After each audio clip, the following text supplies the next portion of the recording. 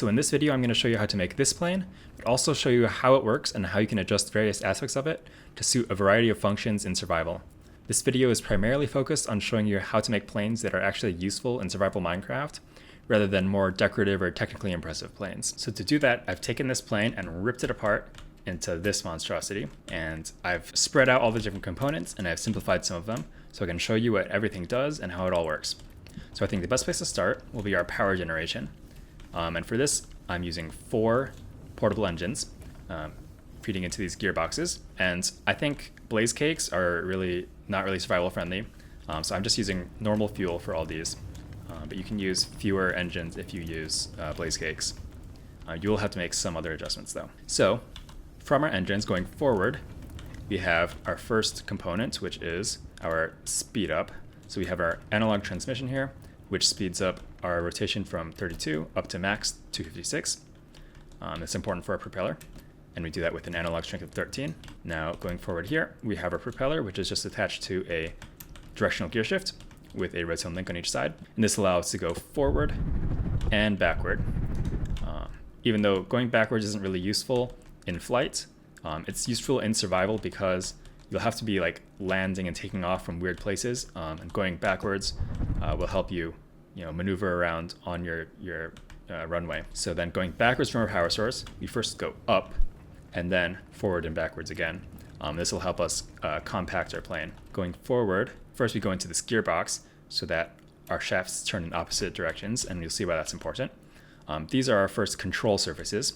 These are made of symmetric sails, which I've color-coded everything, so if it has these gray stripes, then it's symmetric sails. If it doesn't, like this, then it's normal windmill sails. And these are ailerons, and these are just made with a directional gear shift going into a torsion spring set to somewhere around 30 degrees.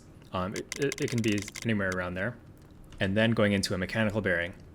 And it's like that on both sides for our ailerons and for our elevators. And one thing you have to do is make sure your mechanical bearing is set to only place when anchor destroyed, and you just do the same thing. And you can see that they turn in opposite directions, and these help us tilt our plane left and right. And you can see what that actually does on our plane here. So I made this little model. So if I turn left, these turn that way, these turn this way. So on this side, the air will hit the front there and then get pushed up. So that'll push this wing down. And on this side, it'll push the bottom. So this wing will go up, and that'll tilt us like that. And then you can see also go the other way. Okay, then if we go backwards from here, we have our other control surfaces. These are called our elevators because they help us go up and down. So I can press space to go up, shift to go down. And you can see on our model here, when I go up, it tilts the front upwards, and that's because the air will hit the top of that, pushing the tail downwards. And then when we go forwards, it'll move us up. And then if we press shift, the air will hit the bottom of that, pushing the tail up, allowing us to be pulled downward. Okay, moving on from that, if we go up, we have here our vertical stabilizer, which is just some symmetric sails. They don't move at all. And this helps us just keep going straight and helps us stay in control. Now, on some actual real-life planes, they'll have at least part of this be turnable, and that's called a rudder. On this plane, we don't have that, largely because we just don't have enough controls to control that, as well as our ailerons and our propeller and our elevators. And so instead, how do we turn left and right if we don't have that? Well, we just use both of our ailerons and our elevators and combine them. So if we first turn and then use our elevators to go up, you can see we get that turning, that rotation. And we can do that the other way as well. You turn and then you go up, and that'll let you turn around as if you had a rudder. So then, lastly, going forward from our ailerons, we have our wings. And this is just a bunch of sails. And the only thing really to note with these, they're really pretty simple. The only thing to note is that you just have to put them a little bit forward towards the front of your plane, and that helps because these generate lift upwards as you fly, and generating lift upwards towards the front of the plane helps also tilt your nose upwards, kind of like your elevators do, which helps you gain altitude better. All right, and then the final component, other than the seats, is our landing gear, which is actually pretty important. And for this, I use these grindstones just because they're slippery, and we have our 2 in the front and 1 in the back. And what's important to note is that the ones in the front need to be lower than the one in the back. That'll tilt your plane upwards like this, which actually makes a really big difference for taking off, especially on short runways. All right, so then if we want to put this all together into a plane like this, there are some changes we want to make. So our power generation system is the same, but then going forward, into our analog transmission, into a propeller, this is about the same as well, it's just shortened. But then where we see our first big difference is when we go backwards and go into our ailerons. So here, what we did was we had our power go up and then forward, and then split into both sides, then into a directional gear shift, torsion spring, and mechanical bearing on each side. Instead, to shrink things down, we're going to have only one directional gear shift and torsion spring. Then it goes into splitting to both sides with the gearbox right here. Then we have our mechanical bearings on both sides. So what this does is, number one, less blocks, so less weight, so we can go faster. But also, these torsion springs take up a surprising amount of stress units. And that takes stress units away from our propeller that we could be using to go faster. And so this actually makes a really big difference. You can see on this plane, when we go forward, we're using 87% of our stress units. And we have the remaining ones to control our control surfaces. And that uses up 100% when we're using both of them. But on this one, where I have more torsion springs, I had to shrink down the propeller for this version. So the propeller only uses 75% of our stress units. And we're still using 100%. So then I do the same thing on the back here. We just have one directional gear shift, one torsion spring, and that leads back to only one mechanical bearing. Since they're turning the same direction anyway, you only need one of them. Just make sure to balance it out with a random block on the other side that's the same weight. And then we have our elevator just as one piece that wraps around for symmetry. And then we've got our tail stabilizer, which is a little bit bigger on this version. And then all we got is our wings, which are actually not very big. You don't need a whole lot of wing for such a light aircraft. Then I just have my landing gear coming down from the wings. It looks like it's floating a little bit, but it is connected. And you can see it comes down a lot further in the front than the back. And the torches on top are just because it was snowing in this area and I didn't want snow to pile up. So then our propeller, something interesting to note here, is we have 4 blocks coming on the sides and 3 on the top. And that's just so we can hit our 14 sails. So basically what I did is I went to the front here and I looked at my stressometer and I saw when I hit 100%, so when I'm using my ailerons and my elevators and my propeller all at the same time, then it hits 100% of our stress units. And so I just kept adding more sails until I hit that. And for this case, it was 14. And since it's an even number, I decided to put this hot air envelope in the middle. So this can really be any block. It just has to be, you just want it to be a super light block, just to save on weight. And this is really the only super light normal full block. You could use something like a trapdoor or a fence or something like that. And it would work fine, but it might look weird. That's what this is for. And so the propeller is a little bit asymmetrical, but that's so that we can maximize the stress unit usage. All right, so one concern you might have with this plane in terms of usefulness in survival is that it uses 2 whole ingots of brass. So if you really want to make a plane before going to the nether, you couldn't make this version. Of course, this lever could just be swapped out for a normal analog lever. But if you really want to make one without brass, I did make a couple andesite versions. Now, these ones kind of suck. This one is like ridiculous.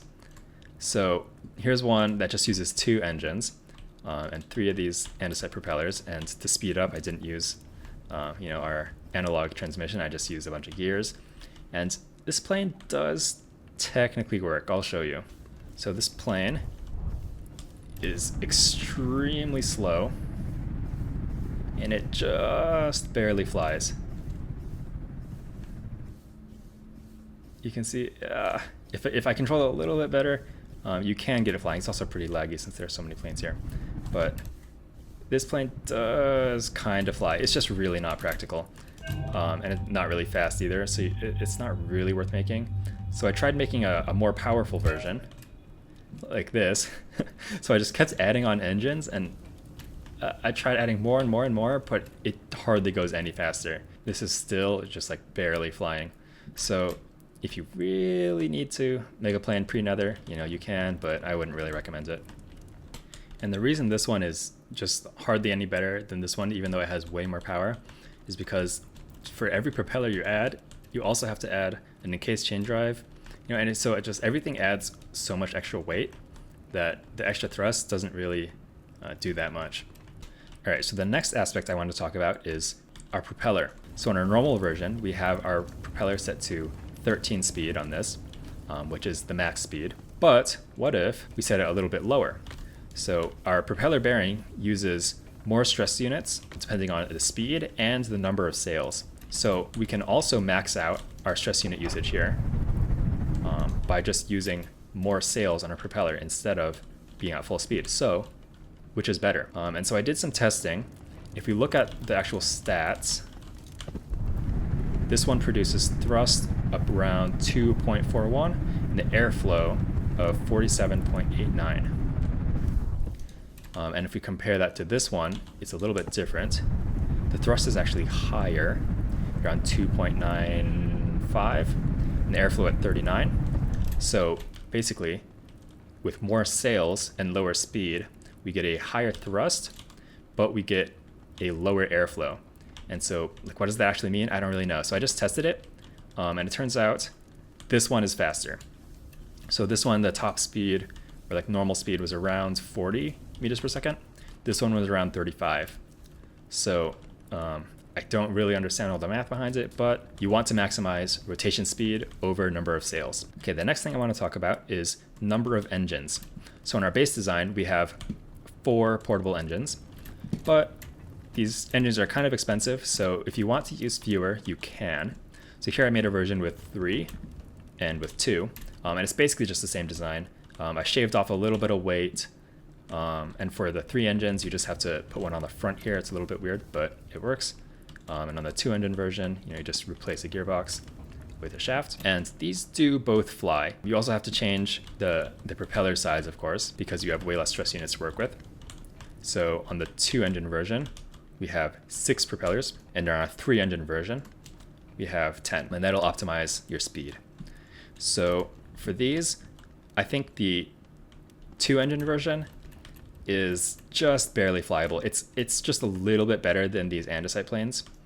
It does work, but I really wouldn't recommend it. I think it's really worth it to just get at least one more engine. This 3 engine version does work. It's not quite as fast as 4 engines, but it's definitely flyable, and I'd say this is useful in survival. But what if you add more engines? So this is a plane I made that uses a bunch of different upgrades over our base design, so that if you want to improve it, what can you do? So this uses twice as many engines, and because of this, it goes about twice as fast. That's also because of some other upgrades I made. So honestly, the biggest upgrade other than the engines is the landing gear. I think adding these wheel mounts instead of grindstones makes a huge difference. Basically, it makes you able to go up blocks like this. So on the ground, it's just way easier to control. So you can basically take off and land anywhere. So some other small improvements I made. On this one, you can see our directional gear shift was moved from here to here. On a normal plane, our propeller assembly extends out 3 blocks like this before the wings. On this one, it's only 2. And so that effectively means our wings are farther up, and so they produce lift closer to the front, which pushes our nose up, which also means we just don't need as many wings, so that's less weight. We also don't need as many wings just because we're going faster, and each wing gives more lift at higher speeds. Of course, our propeller is much bigger because we have way more stress units to work with. And then the other thing I did was I cranked up our torsion springs up to 45 degrees on this one and 45 degrees on this one, and that allows for slightly smaller control surfaces. So our ailerons are only 4 blocks here compared to 5 or 6 on the base design.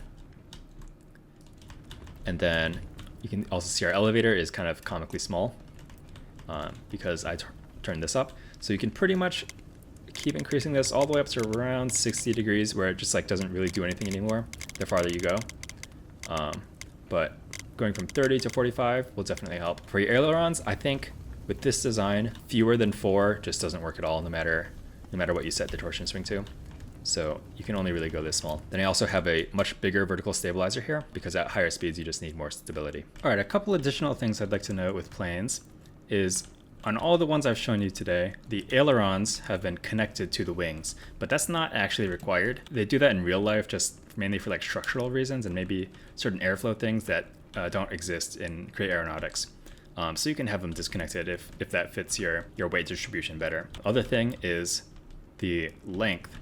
You can have your tail really far away from the rest of your body, and that actually improves performance in most cases. And so that'll maybe make it so that you don't need as big of an elevator, or you don't need as big an ankle. And again, the main reason in the real world why you don't do this is for structural reasons, because this thing will just snap. But in Create Aeronautics, we don't have to worry about that, so you can make it as long as you want. So for some last little tips, in survival, it'll be really useful to have some extra storage on your plane. So I'd put a barrel like right here, and then you can also put a lectern right here to store your controller. That'll just be very convenient. In your barrel, you can store your fuel. And I also like to include some rope equipment in case your plane gets stuck somewhere.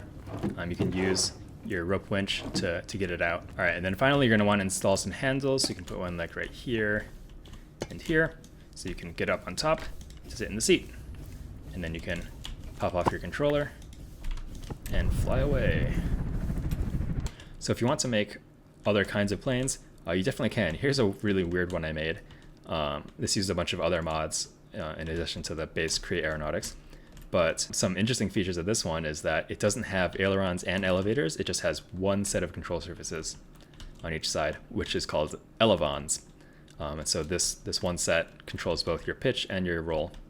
And also we have the propeller on the back here, which is kind of weird, which makes our weight distribution a lot different. So basically there are different ways to make planes other than this that can have lots of different advantages. But I think this layout is very practical, very simple, and very useful in survival. All right, and that's it for this tutorial. So I hope this helps you make your own planes in survival. And if you want to see more videos like this, please leave a like and subscribe. And thanks for watching. Bye.